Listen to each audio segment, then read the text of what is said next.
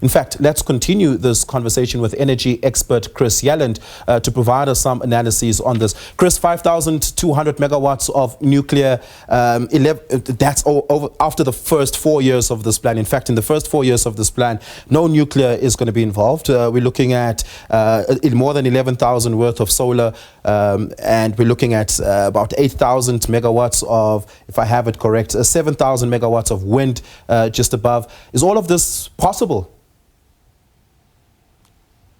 Well, I certainly believe that the new solar PV, wind and battery energy storage is most certainly possible. And in fact, I think, if anything, it's going to be exceeded. We're going to exceed what is laid out in the plan, because these are proven technologies. They also come at low risk. They are very quick to build, relatively speaking. They can be built, on time and on budget.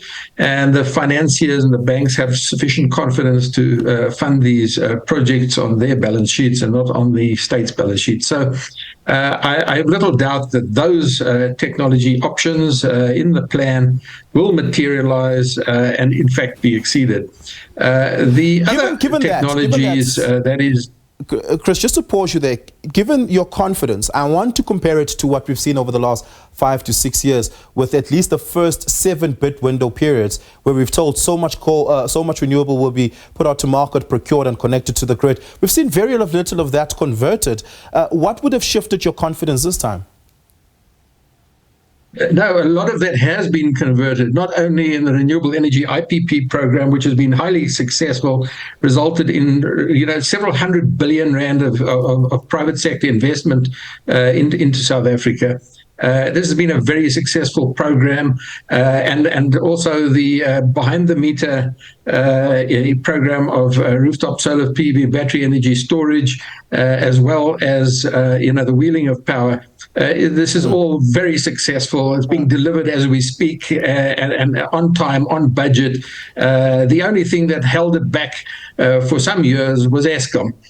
During the years of Brian Molefe, he put a stop to it because he said we had too much generation capacity, which of course was not true. We ran into the load shedding years.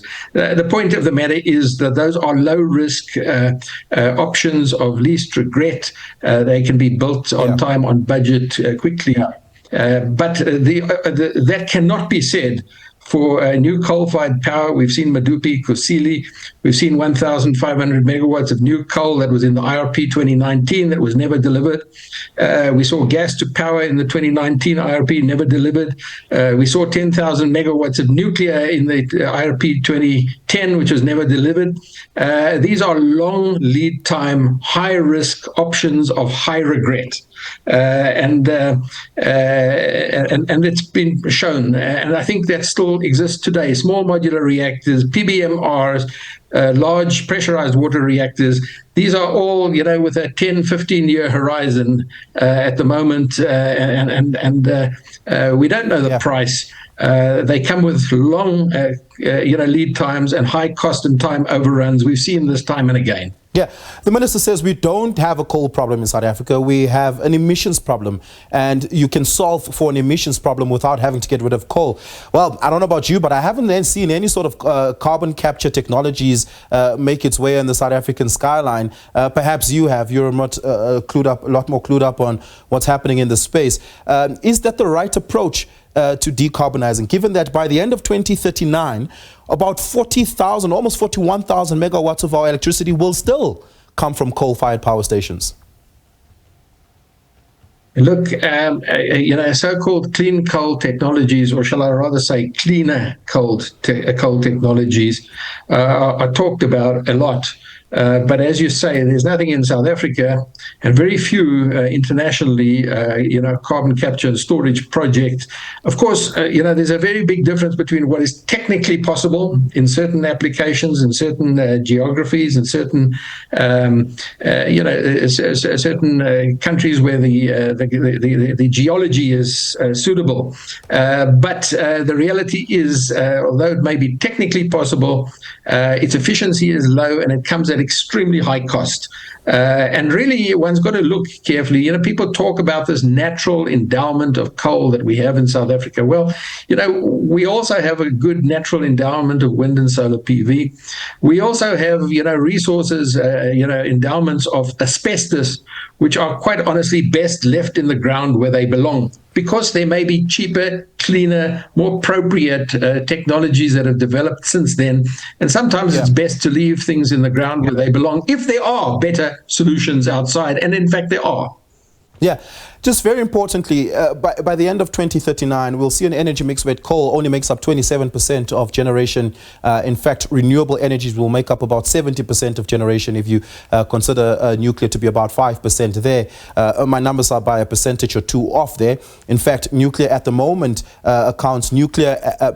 coal, solar PV as well as wind right now accounts for 20% of capacity at the moment. We were promised 10 years ago that all these sort of things of renewable energy projects will translate into cheaper electricity costs, but that's not what we're seeing at the till. Households are still thinly stretched given nuclear coming and connected to the grid. Why is electricity then still so expensive if we're seeing the picture changing? Actually, if you look at the mix in South Africa, renewables are still, a significant minority in the mix compared to coal. And I mean, right now, about 80% of our power comes from coal-fired power, of Eskom power. Eskom power comes from coal. One of the major reasons for the price shock that we've experienced over the last 10 years has been the cost and time overruns at Medupi and Kusile that have been delivered sometimes 2 to 3 times over budget and 10 to 15 years late. This has caused massive shortages of electricity and has resulted in the price ramping up because of the extremely high costs of these projects and the long time overruns and cost overruns. So I attribute much of our problems, to poor execution of coal-fired projects, and nuclear projects come at a technology that is significantly more complex. Really, there are significant risks in tackling such a large nuclear program.